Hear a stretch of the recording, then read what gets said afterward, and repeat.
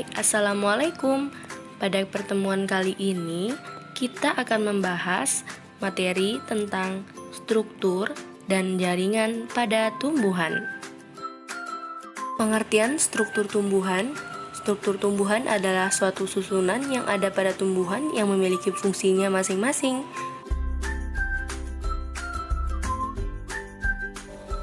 Organ merupakan kumpulan dari beberapa macam jaringan yang berbeda dan membentuk satu kesatuan untuk melakukan fungsinya tertentu. Secara umum, tumbuhan tersusun atas beberapa organ, dibagi menjadi organ vegetatif dan organ generatif.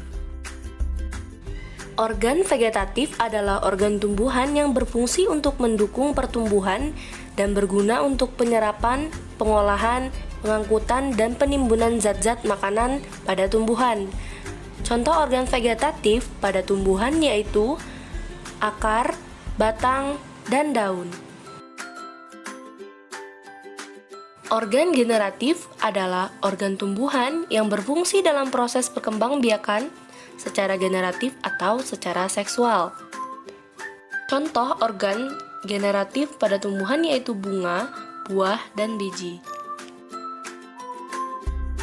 Akar yaitu bagian tumbuhan yang hidupnya di dalam tanah.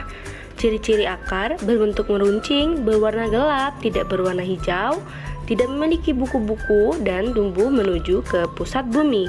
Sistem perakaran terbagi menjadi dua, yaitu sistem perakaran serabut dan tunggang.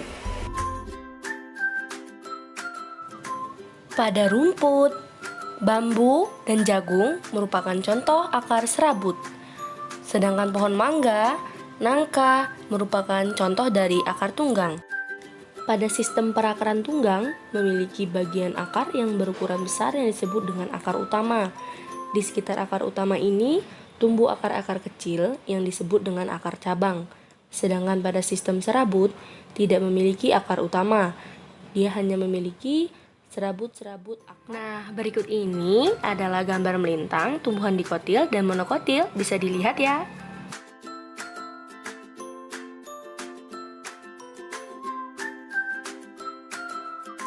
Batang merupakan organ vegetatif pada tumbuhan yang berfungsi untuk memperkokoh berdirinya suatu tumbuhan. Batang memiliki ciri-ciri, memiliki bentuk bulat seperti silinder, memiliki ruas atau intermodus, dibatasi oleh buku atau modus, dan nodus tempat melekatnya daun dan tunas. Intermodus, jarak antara satu nodus dan nodus yang lainnya. Dilihat dari gambar, terdapat perbedaan antara irisan melintang batang monokotil dan dikotil. Pada dikotil, berkas pembuluhnya lebih rapat dan tidak ada celah di antara berkas pembuluhnya. Pada tumbuhan monokotil, ruas batangnya lebih terlihat ketimbang tumbuhan dikotil.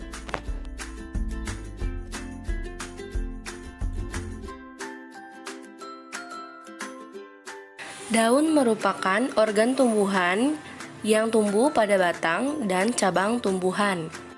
Bagian dari daun itu sendiri ada ujung daun, tepi daun, helai daun, tulang rusuk daun, dan pelepah daun. Daun memiliki fungsi sebagai tempat pembentukan makanan, proses respirasi dan transpirasi, dan sumber oksigen.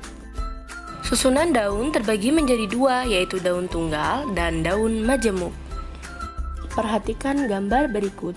Pada daun tunggal hanya ada satu helai daun pada satu tangkai daun, sedangkan pada daun majemuk dalam satu tangkai daun terdapat beberapa helai daun. Pada tumbuhan dikotil, perurutan daunnya biasanya berbentuk seperti memata jala, sedangkan untuk tumbuhan monokotil biasanya berbentuk sejajar atau melengkung. Perhatikan gambar berikut ini. Perbedaan antara irisan melintang daun dikotil dan monokotil, yaitu pada daun dikotil terdapat jaringan palisade dan jaringan spons, sedangkan pada monokotil tidak terdapat.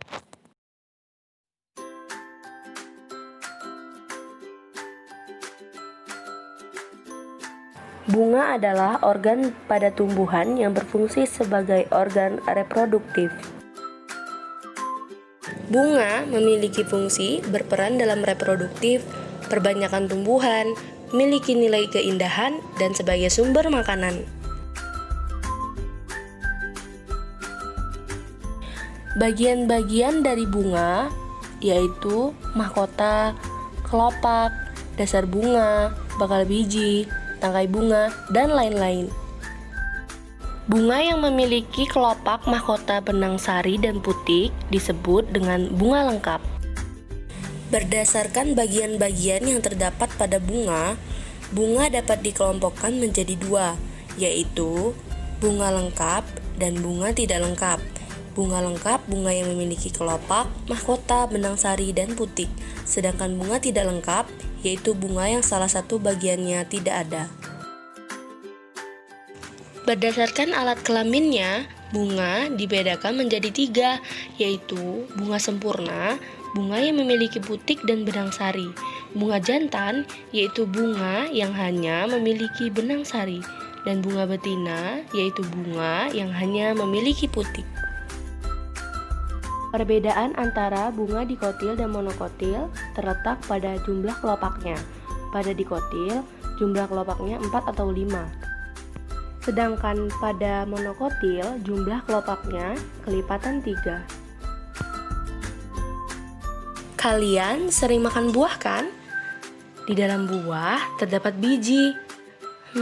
Kira-kira dari mana ya berasalnya buah dan biji? Ternyata buah dan biji berasal dari bunga loh.